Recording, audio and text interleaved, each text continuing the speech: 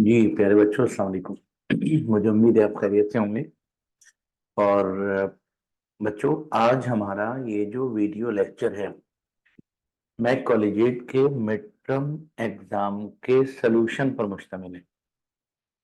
ठीक है, आप तमाम बच्चे ये एग्जाम दे चुके हैं। पेपर आपके पास होगा और अपना पेपर खुद ही चेक करना है। ठीक है, अपने आप को खुद मार्क देना है, ईमानदारी से दीजिएगा। मैं आपको पेपर के सलूशन की तरफ ले जा रहा हूँ। ठीक है, आइए बेटा बात करते हैं मिड टर्म एग्जाम के पेपर पर। बच्चों, आपके पेपर में 2023-24 मिड टर्म एग्जामिनेशन है ये, और चूज करना है correct answer. Which of the following electron configuration are is not correct. बच्चों, number 1, magnesium. Magnesium 12, 1s2, 2s2, 2p6, 3s2, एकदम करेक्ट।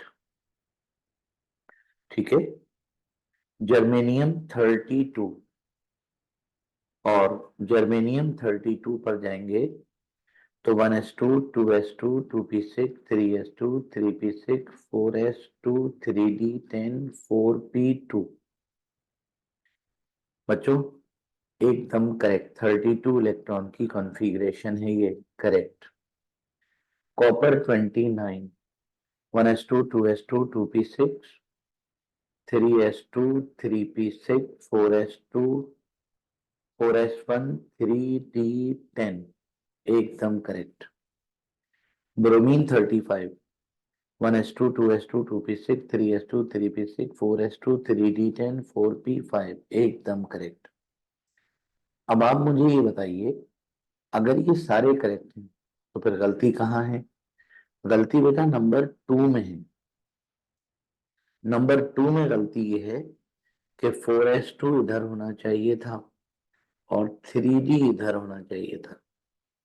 इसका मतलब ये हुआ कि 1 करेक्ट है, 3 करेक्ट है, 4 करेक्ट है, 2 इनकरेक्ट है। ठीक है, what is the mass in gram? What is the mass in gram of 1 molecule of ethanoic acid? बच्चों, एक मॉलिक्यूल का अगर मास मालूम करें, कोई भी एक मॉलिक्यूल हो, सिंगल मॉलिक्यूल का मास निकालने का तरीका बड़ा ही आसान सा है, molar mass upon Avogadro's number. Ethanoic acid का मोलर मास जब आप निकालेंगे तो निकलेगा 60, एवोगैड्रोस नंबर 6.02 इंटू 10 पावर 23। जब आप इसको अपने कैलकुलेटर से सॉल्व करेंगे तो आंसर ये नहीं होगा। आंसर गुड्डे ये भी नहीं होगा। आंसर ये भी नहीं होगा। करेक्ट जो आंसर आपका कैलकुलेटर देगा वो ये होगा। ठीक है, अभी आपने अपने कैलकुलेटर से चेक करना है। On emission of alpha particle, uranium changes into। बच्चों, यूरेनियम 92, इसमें से जब निकलेंगे अल्फा पार्टिकल, अल्फा पार्टिकल मतलब हीलियम, तो बताइए एटॉमिक नंबर 2 कम हो जाएगा। अब 92 में से अगर 2 कम होगा तो आंसर ये। ठीक है, और बच्चों, quantum number value 4f, 4f orbital के क्वांटम नंबर की, 4f quantum number of value of 4f orbital. बच्चों, ये जो 4f ऑर्बिटल होता है ना, 4f ऑर्बिटल, n तो हो गया 4, और f ऑर्बिटल का l होता है 3,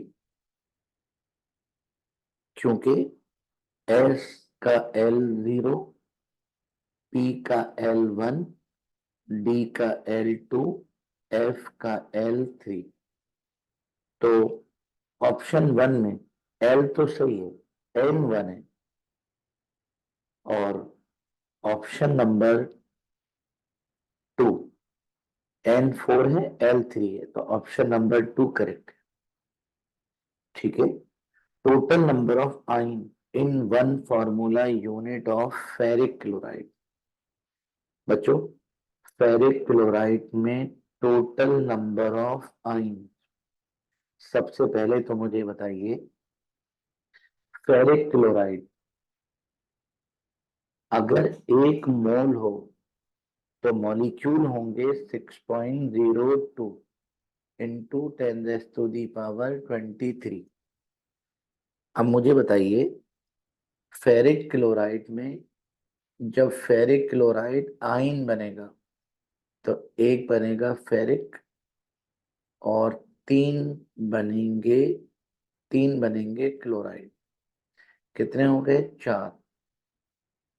एक मॉलिक्यूल में 4 आयन है, तो इतने मॉलिक्यूल में आयन कितने होंगे? Multiply by 4।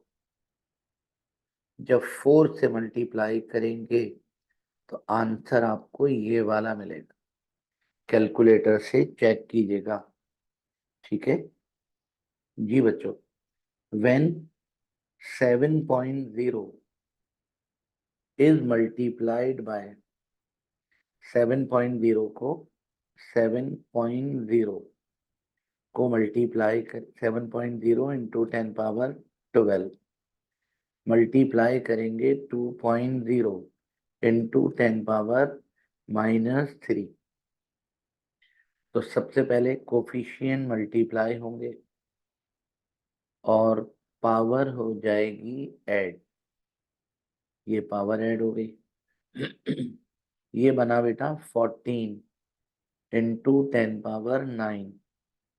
अब डेसिमल को उठाकर यहाँ ले जाइए, ये बनेगा 1.4 इंटू 10⁻10। 1.4 इंटू 10⁻4। 1.4 इंटू 10⁻10। ये रहा बेटा आपका करेक्ट आंसर। ठीक है। What is the number of mole of oxygen atom in 11 gram carbon dioxide? बच्चों, 11 ग्राम कार्बन डाइऑक्साइड में oxygen, what is the number of mole of oxygen atom?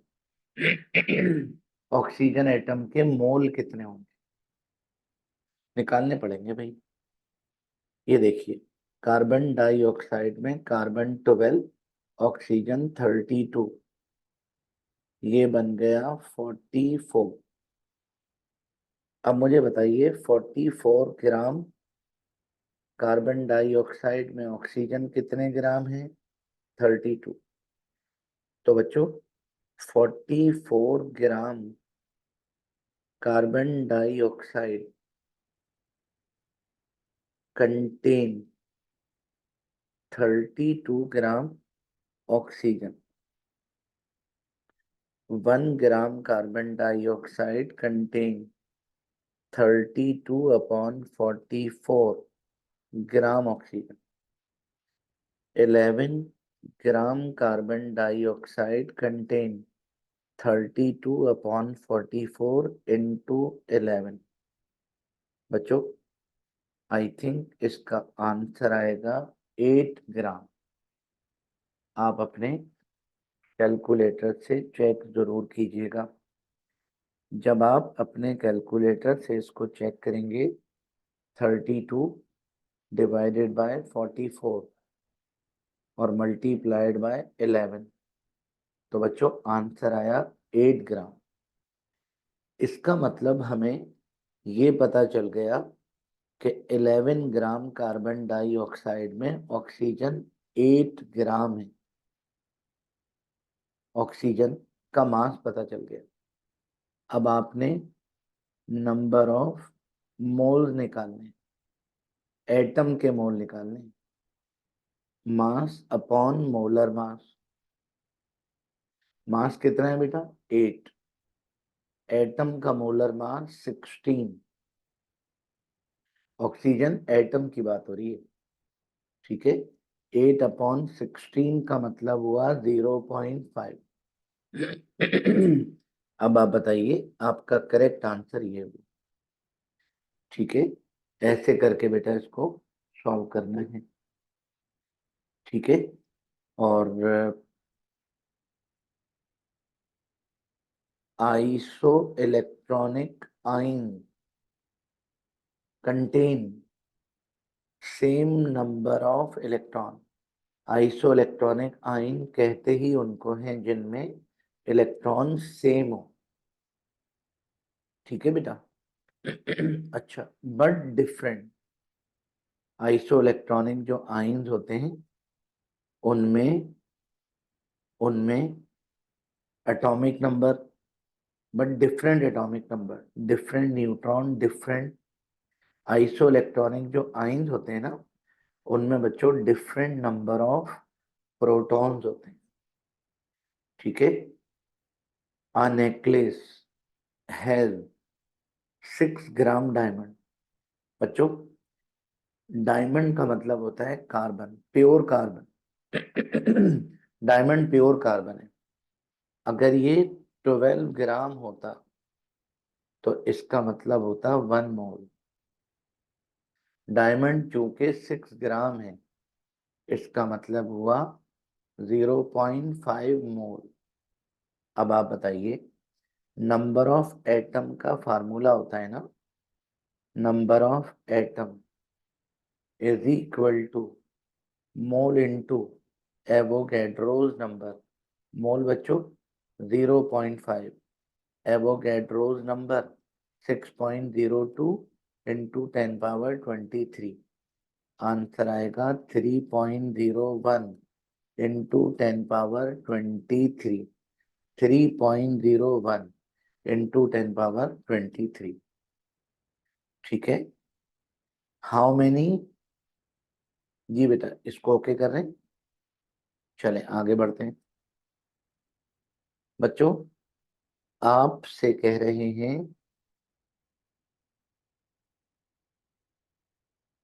कि जी, how many moles of water result by burning 4 mole hydrogen.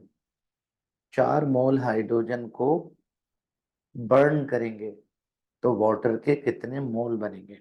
देखें, hydrogen को burn किया, oxygen से reaction हुआ, ये बन गया H2O।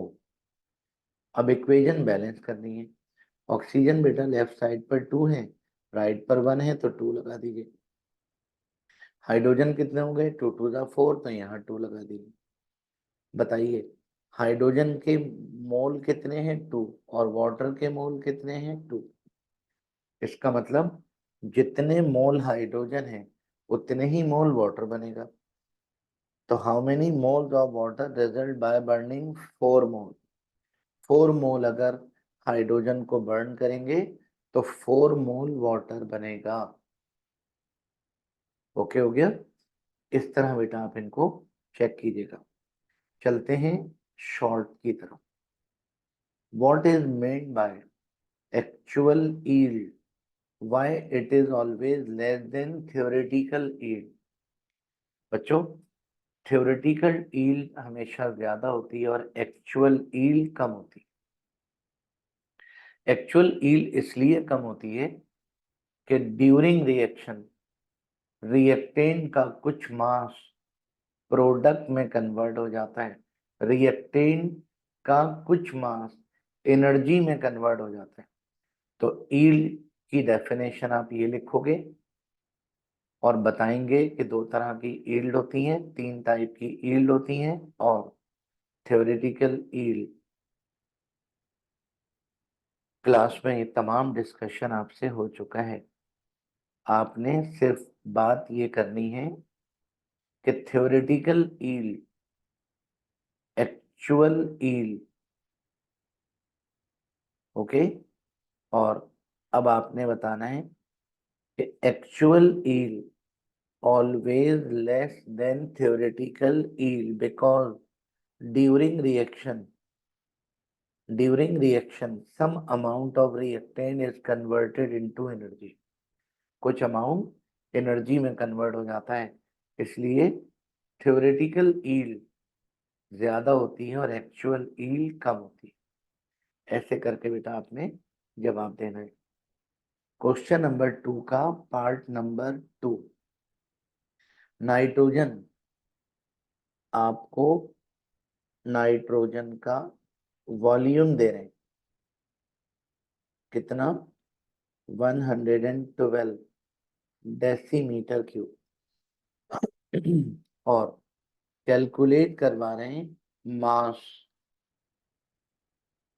बच्चों आपसे कह रहे हैं मास कैलकुलेट कीजिए और नंबर ऑफ मॉलिक्यूल्स कैलकुलेट कीजिए,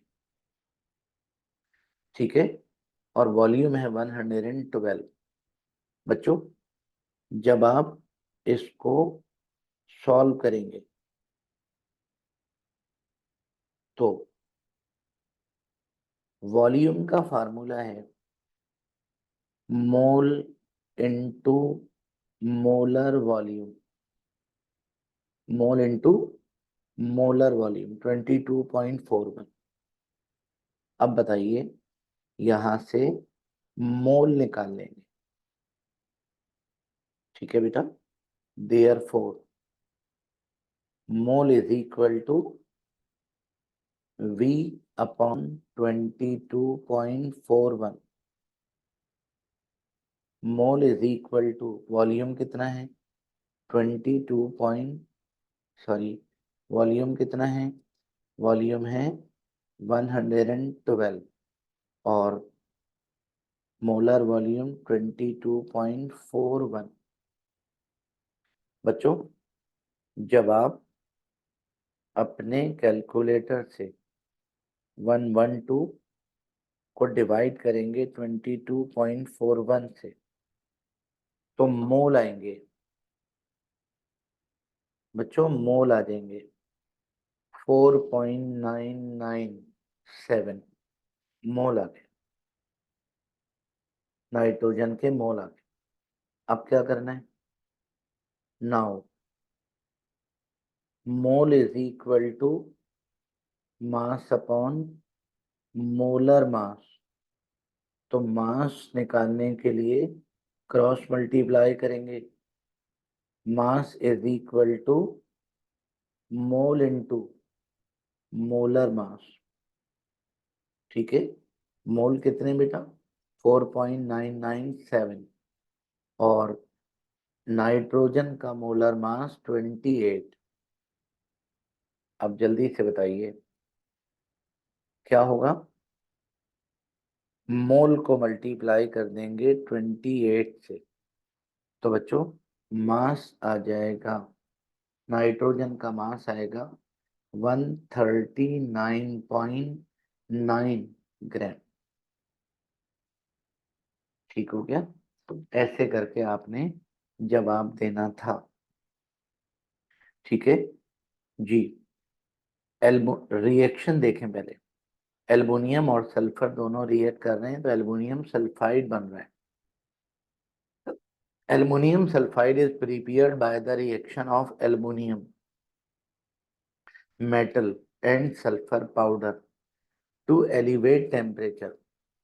ओके अब सवाल यहां से शुरू है, if 160 gram aluminium and 160 grams sulfur are taken for the reaction, ठीक है। determine mass of aluminum sulfide, mass of excess reactant और limiting reactant। बच्चों लिमिटिंग रिएक्टेंट मालूम करना है, मास ऑफ एल्युमिनियम सल्फाइड मालूम करना है और एक्सिस रिएक्टेंट का मास निकालना है। सबसे पहला काम, इक्वेशन लिखेंगे। इक्वेशन लिखने के बाद जिसका मास गिवन है उसके नीचे उसका मोलर मास। ठीक है बेटा, आप जानते हैं लिमिटिंग रिएक्टेंट के जो क्वेश्चन होते हैं उनमें 2 दफा कैलकुलेशन की जाती है ये वाली वर्डिंग लिखने के बाद। ओके, 2 मर्तबा हम मास मास रिलेशन लगाएंगे। बताइए, 54 ग्राम एल्युमिनियम से एल्युमिनियम सल्फाइड बन रहा है 150 ग्राम, और 1 ग्राम से कितना बनेगा? 150 अपॉन 54 ग्राम। ठीक है, अब बताइए एल्युमिनियम कितना है? 160। तो देयरफॉर 160 ग्राम एल्युमिनियम से कितना बनेगा बेटा? 150 अपॉन 54, और मल्टीप्लाई करने के बाद हमें प्रोडक्ट जो मिलेगा वो इतना मिलेगा। ठीक है, एक दफा कैलकुलेशन हो गई।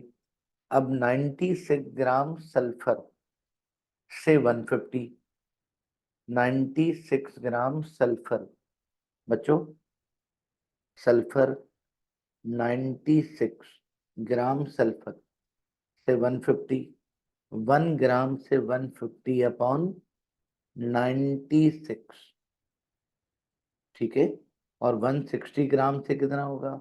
150 अपॉन 96 मल्टीप्लाई बाय 160। ठीक हो गया बच्चों? जब आप इसको सॉल्व करेंगे तो 150 अपॉन 96 और मल्टीप्लाई बाय 150, बच्चों आंसर आएगा 234। आंसर आएगा, इसको कट कर रहा हूं, आंसर आएगा 234.375 ग्राम। अब आप मुझे बताइए इन दोनों में से कम किससे बन रहा है? कम बेटा सल्फर से बन रहा है। तो सल्फर क्या हुआ? लिमिटिंग रिएक्टेंट हुआ। और लिमिटिंग रिएक्टेंट से जो हमें आंसर मिलता है वो हमारा आंसर होता है। तो इस बात को कैसे लिखेंगे? From calculation we got that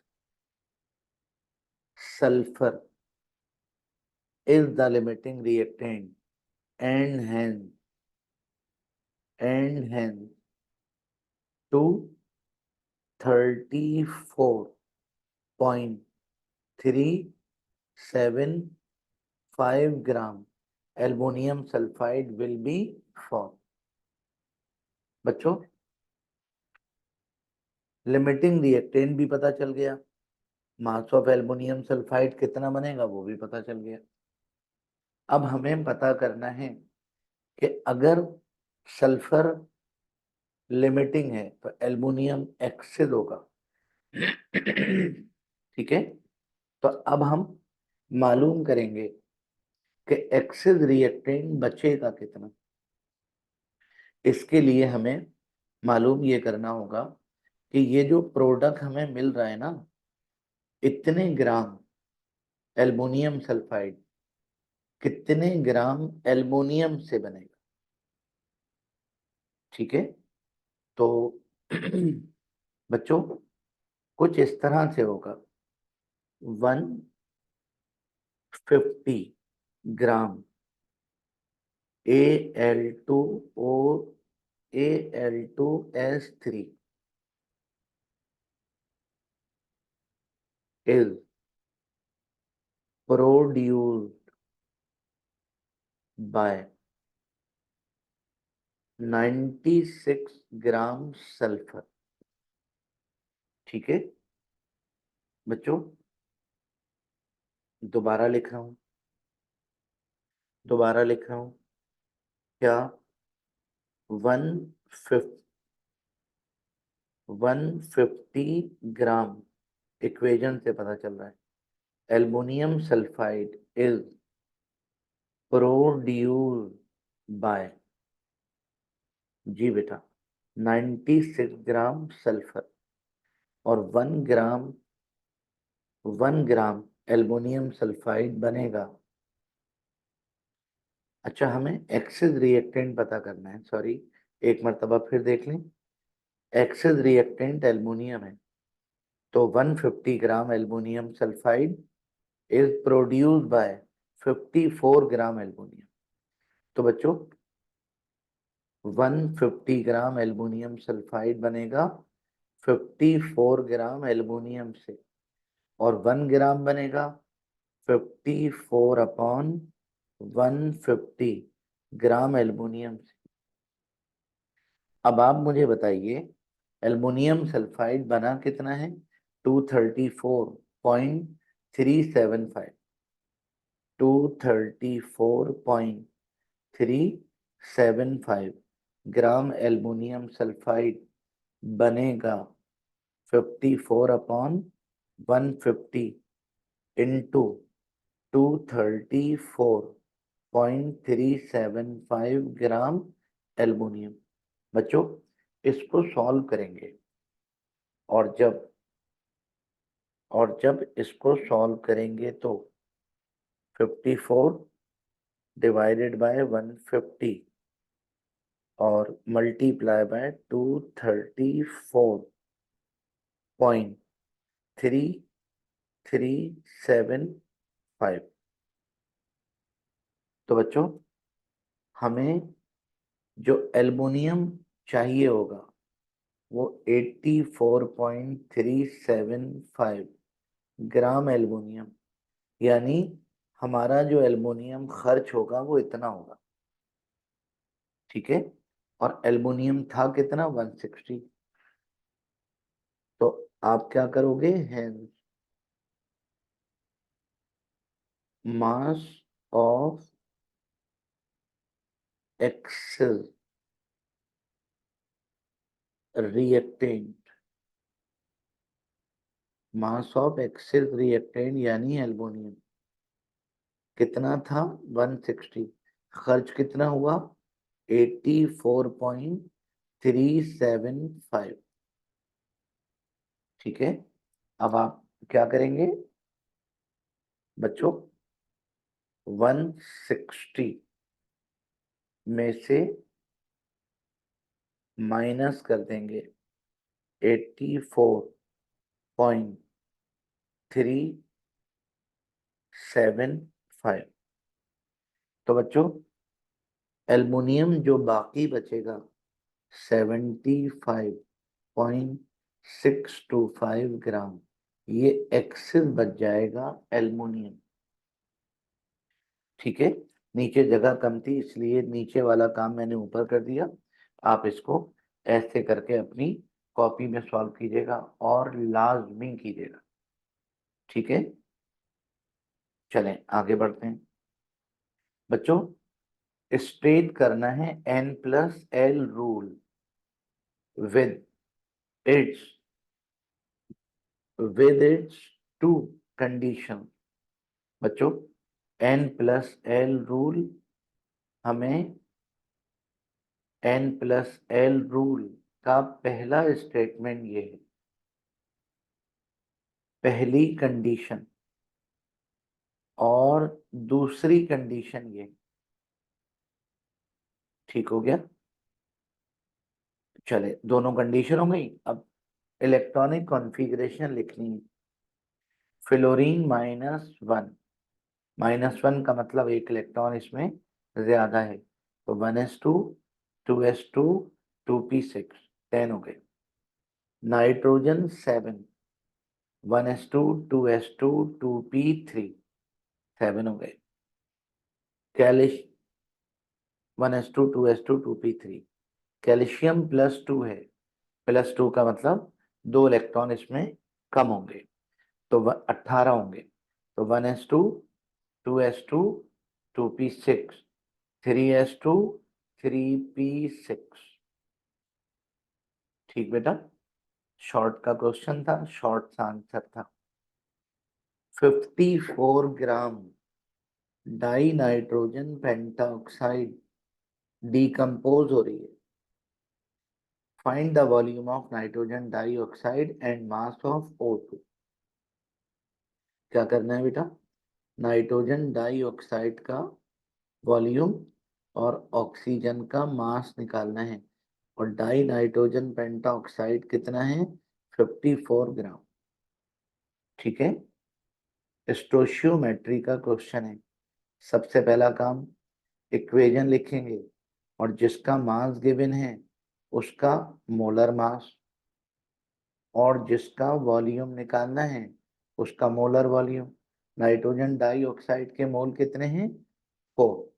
तो एक मोल का वॉल्यूम 22.41 मल्टीप्लाई बाय 4, ये बन जाएगा 89.64।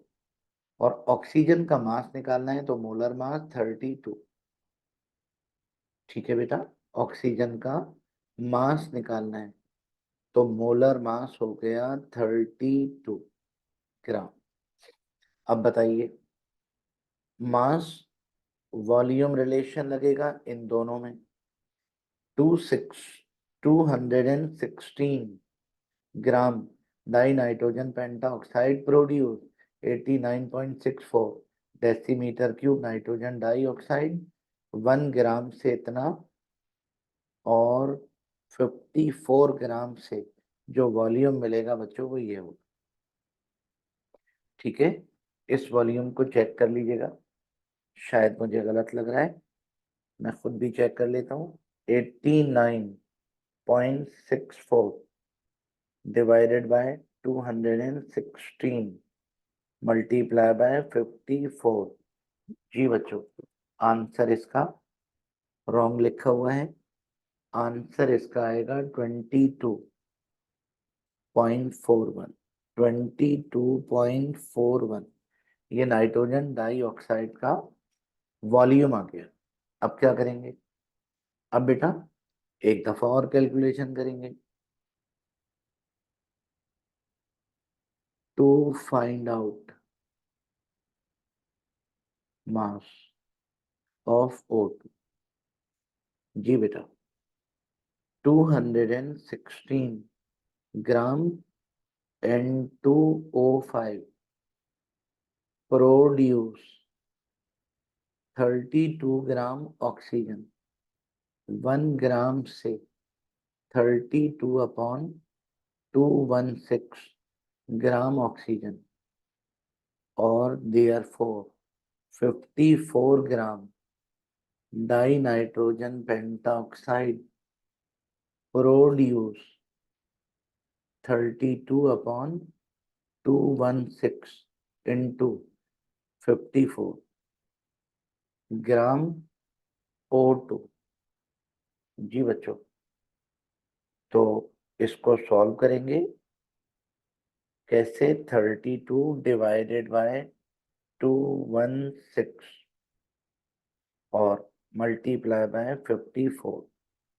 बच्चों आंसर आएगा 7.999 ग्राम O2। ऐसे करके आप इस क्वेश्चन को सॉल्व करेंगे।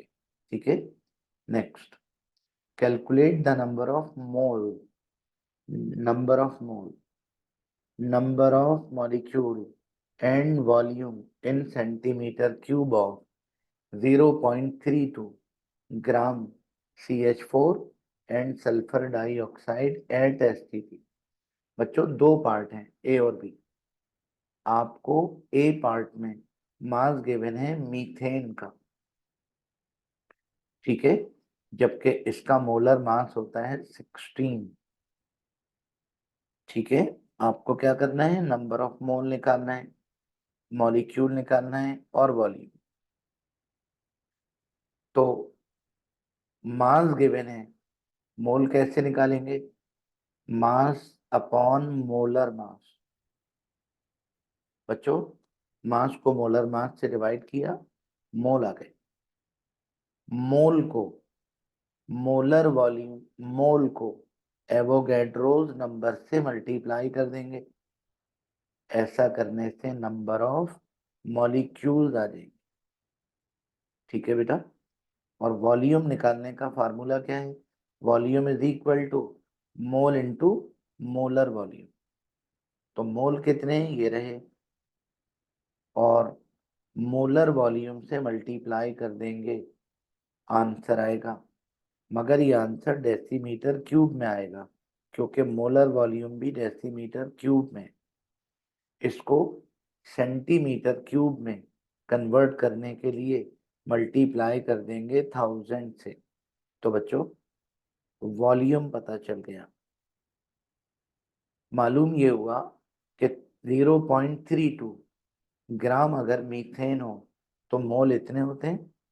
मॉलिक्यूल बच्चों इतने होंगे।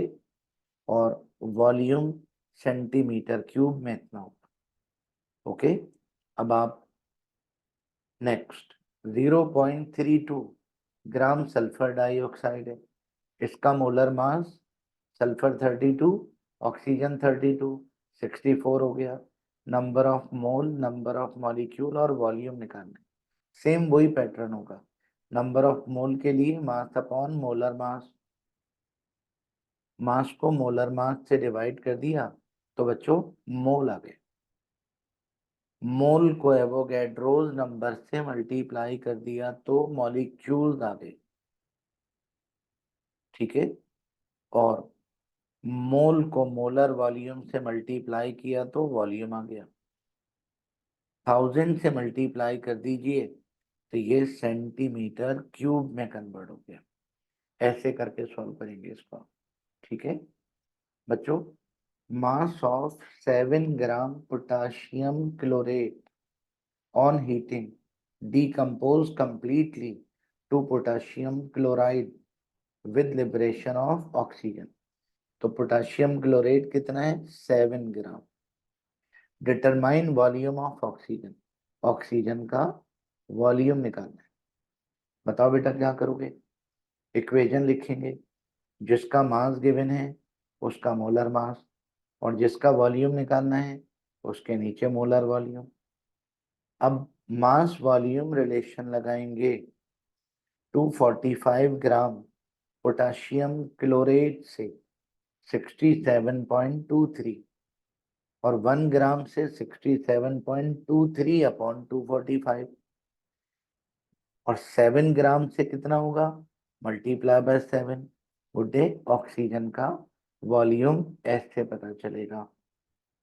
ठीक है चलो।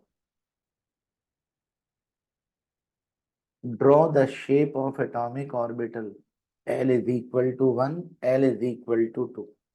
आप जानते हैं L इज इक्वल टू 0 का मतलब S orbital, L is equal to 1 का मतलब P orbital, L is equal to 2 का मतलब D ऑर्बिटल।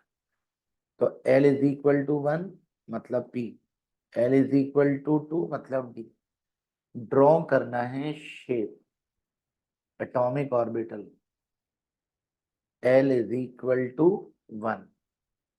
बच्चों सिर्फ ड्रॉ करने को कह रहे हैं, तो आपने अगर ड्रॉ भी कर दिया तो काफी होगा। ड्रॉ कैसे करेंगे? ऐसे। ये वो एटॉमिक ऑर्बिटल हैं जिनका L 1 होता है। ठीक है। अच्छा अब L इज इक्वल टू 2 क्या होगा? ड्रॉ करना है। 5 होते हैं डी ऑर्बिटल के, डी जनरेटेड ऑर्बिटल 5 होते हैं। आपसे सिर्फ ड्रॉ करने को कह रहे हैं, तो आपने अगर ये ना भी लिखा तब भी कोई इशू नहीं है। आपने अगर ये ना भी लिखा तब भी कोई इशू नहीं है। ड्रॉ का मतलब होता है ड्रॉ। ठीक है चलें। Define exponential notation. 10 की पावर में एक्सप्रेस करने को कहते हैं एक्सपोनेंशियल नोटेशन। एग्जाम्पल भी दे दी, बात खत्म। आइसो इलेक्ट्रॉनिक उनको कहते हैं जिनमें इलेक्ट्रॉन सेम हो।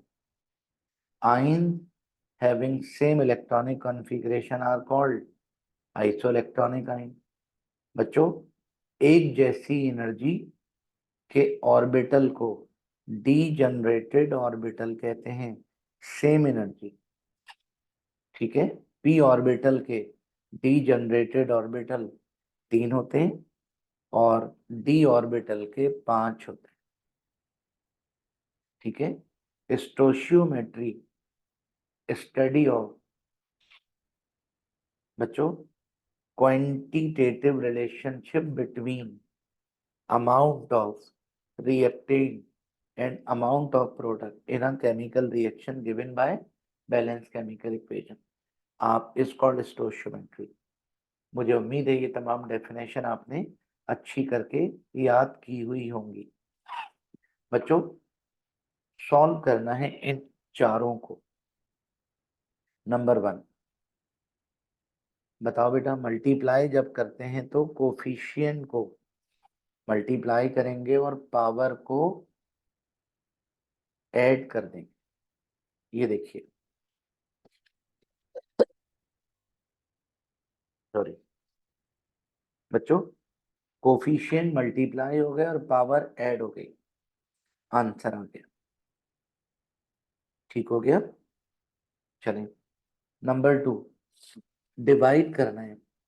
बच्चों, कोफिशिएंट को डिवाइड करेंगे और एक्सपोनेंट को अलजेब्रिकली सब्ट्रैक्ट करेंगे। ये देखिए, कोफिशिएंट डिवाइड हो गए और कोफिशिएंट डिवाइड हो गए और एक्सपोनेंट बच्चों अलजेब्रिकली सब्ट्रैक्ट हो गए, कैंसिल, और आंसर आया। ऐड करना है तो क्या करेंगे? ऐड करने के लिए ये जो ऐड करने के लिए बेटा एक्सपोनेंट सेम करना होता है। तो जो छोटा एक्सपोनेंट है वो तो सही है, बड़े वाले एक्सपोनेंट को छोटे के बराबर करना हो और डेसिमल को शिफ्ट करेंगे लेफ्ट, ठीक है। तो value is initially converted into, ये देखिए ऐसे पावर 2 हो गई। अब उसके बाद बेटा ऐड कर देंगे। ये देखिए, ऐड कर देंगे, ऐड करेंगे जब तो आंसर ये हो जाएगा। पावर ऐड हो गई, कोफिशिएंट भी ऐड हो गए। अच्छा बच्चों, इन दोनों के ऊपर पावर है 1/2, दोनों के लिए अलग हो गई, इसके लिए अलग, इसके लिए अलग। अब आप इन्हें अपने कैलकुलेटर से सॉल्व करेंगे, ठीक है। और कैलकुलेटर से जब सॉल्व करेंगे, देख लीजिएगा बेटा, कैलकुलेटर से जब सॉल्व करेंगे तो आंसर जो भी है वो आप कैलकुलेटर से देख लीजिएगा। ठीक हो गया। चलें, what do you understand by Planck quantum theory? ये बच्चों याद करने का टॉपिक है और मुझे उम्मीद है कि आपको याद होगा। इसमें फिलहाल समझाने का कुछ नहीं है, ऐसे करके सॉल्व करेंगे, ठीक है। What do you mean by orbital hybridisation? Orbital hybridisation की डेफिनेशन लिख दी, ऑर्बिटल हाइब्रिडाइजेशन की टाइप बता दी, और sp हाइब्रिडाइजेशन को एक्सप्लेन करने को कह रहे हैं with the help of carbon atom. तो बच्चों, sp हाइब्रिडाइजेशन को ऐसे करके कार्बन की मदद से एक्सप्लेन करेंगे। और ये टॉपिक आपकी क्लास में अभी रिसेंटली हुआ था, मुझे उम्मीद है कि आपको याद होगा। इसका जवाब बेटा ऐसे करके देना था, ठीक है। वैलेंस शेल इलेक्ट्रॉन, अच्छा ये उसी का और है, मतलब ऑप्शन है। Valence shell electron pair repulsion theory का इंट्रोडक्शन दिया और मेन पोस्टुलेट नंबर 1, ये पोस्टुलेट नंबर 1 कंप्लीट हो गया। Number 2, number 3, 4, 5, 6। ठीक है बेटा, याद करने का टॉपिक है। मुझे उम्मीद है कि आपने अब तक याद कर लिया होगा। बच्चों, डिफरेंशिएट करना है continuous spectrum, line spectrum, orbit, orbital. ठीक है। अच्छा, नंबर,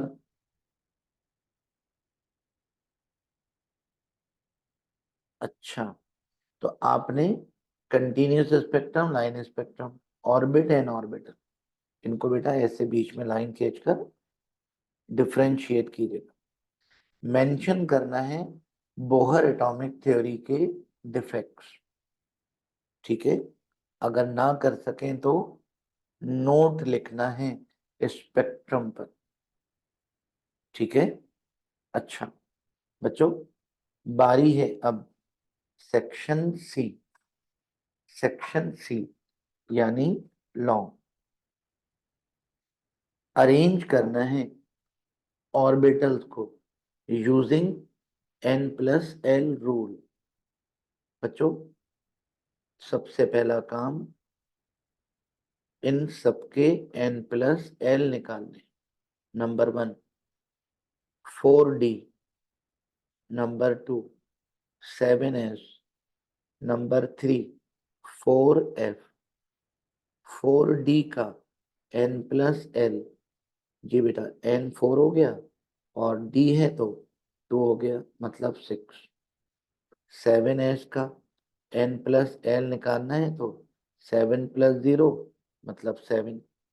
4f का n+l निकालना है तो 4+3 मतलब 7। ठीक है। तो सबसे पहले 4d आएगा, ये तो पता चल गया। 7s और 4f, इनमें से n छोटा 4f का है, तो आप क्या करोगे? Therefore according to n+l rule,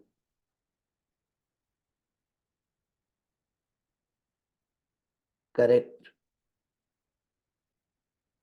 arrangement of orbital will be. हाँ बेटा, सबसे पहले 4d, उसके बाद 4f, उसके बाद 7s। सेम यही काम यहाँ करना है।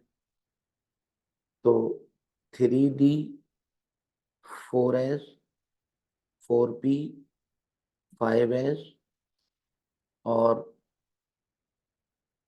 5s और 6s और 5p, इनके n+l निकालना है। तो n+l बच्चों n3 और d है तो 2 मतलब 5, और n+l निकालना है 4+0 मतलब 4। 4 4p का n+l 4+1 मतलब 5। 5s का n+l मतलब 5+0 5। 6s का n+l 6+0 मतलब 6। 5p का n+l मतलब 5+1 6। बच्चों, तो सेम यही वाली वर्डिंग लिखेंगे। सबसे कम वैल्यू है 4s की, तो 4s सबसे पहले आएगा। अच्छा, 1 2 3, इन तीनों की वैल्यू बराबर है, मगर 3d का n3 है, तो इसके बाद आएगा 3d। ये दो बचे, इनमें 4p का n छोटा है तो 4p, उसके बाद 5s अब बच्चों 6 वैल्यू 2 की है, तो 5p का n छोटा है, 6s का n बड़ा है। तो ये वाली जो वर्डिंग है ये लिखकर ये वाली अरेंजमेंट लिखनी, ठीक है। अच्छा, ये बेटा सेक्शन सी था आपका 3A। What are the assumptions of Bohr atomic model, ये आपका काम है। What are the basic postulate of molecular orbital theory, molecular orbital theory के आपने पोस्टुलेट बताने हैं, याद रखिएगा ये लॉन्ग है। इसके बाद अकॉर्डिंग टू MOT डिस्क्राइब करना है molecular orbital diagram, bond order, magnetic character and configuration. और मैंने आपसे कहा था इस साल इम्पोर्टेंट भी बहुत है। तो मॉलिक्यूलर ऑर्बिटल थ्योरी तो हो गई, अब मॉलिक्यूलर ऑर्बिटल डायग्राम बनाएंगे। और मॉलिक्यूलर ऑर्बिटल डायग्राम बच्चों ऐसे बनेगी, मॉलिक्यूलर ऑर्बिटल डायग्राम। ये टॉपिक आपसे क्लास में डिटेल में डिस्कस हुआ था, ठीक हो गया। ऐसे करके लिखेंगे बेटा और बॉन्ड ऑर्डर निकालेंगे, बॉन्ड पता चल गया। और अनपेयर्ड इलेक्ट्रॉन नहीं है तो पैरामैग्नेटिक, इलेक्ट्रॉनिक कॉन्फ़िगरेशन आपके सामने, ठीक है। इसकी बहुत अच्छी सी प्रैक्टिस करेंगे आप। और ये बच्चों ये जो सवाल था ये हमारा क्वेश्चन नंबर 4 का A था, रेडियस की इक्वेशन। बच्चों कई बार मैं आपको क्लास में समझा चुका हूं, इसको रिकॉर्ड करके भी दे चुका हूं।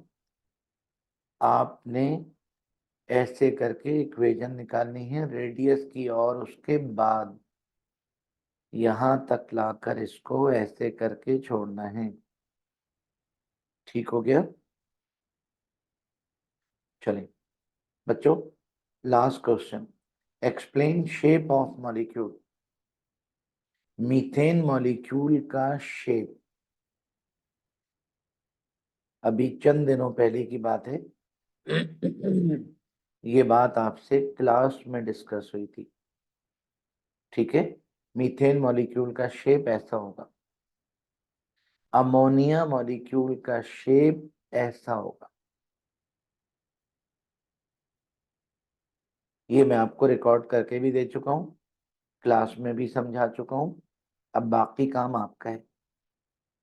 बच्चों वाटर मॉलिक्यूल का शेप ऐसा होगा, ये मैं आपको क्लास में बनवा भी चुका हूं, रिकॉर्डेड मैं आपको दे भी चुका हूं। अब ये बाकी आपका काम है। BF3 मॉलिक्यूल का बच्चों ऑर्बिटल शेप ऐसा होगा, ये मैं आपको रिकॉर्डेड भी दे चुका हूं और क्लास में बनवा भी चुका हूं। ऐसे लिखेंगे बेटा और ऐसे बनाएंगे, ठीक है। और radioactivity, how many types of radioactivity are emitted, write name with their property. Radioactivity की डेफिनेशन लिखनी है और रेडियो एक्टिविटी के नतीजे में कौन सी रेज निकलती हैं उनके नाम लिखने, और उन तीनों के दो दो प्रॉपर्टीज लिखनी हैं, ठीक है बेटा। मुझे उम्मीद है कि मेरी ये कोशिश आपके काम आएगी। इस पेपर की बेटा बहुत अच्छी से तैयारी कर लीजिएगा, और अगर मेरी कोशिश आपको अच्छी लगी हो तो मेरे चैनल को सब्सक्राइब कर दीजिएगा, ताकि अगला लेक्चर अगली वीडियो फौरन बगैर लिंक भेजे हुए आपको अवेलेबल हो जाए, ठीक है। अपना अपने पेरेंट का अपनी पढ़ाई का ऑफ कोर्स बहुत ज़्यादा ख्याल रखिएगा। अल्लाह हाफिज।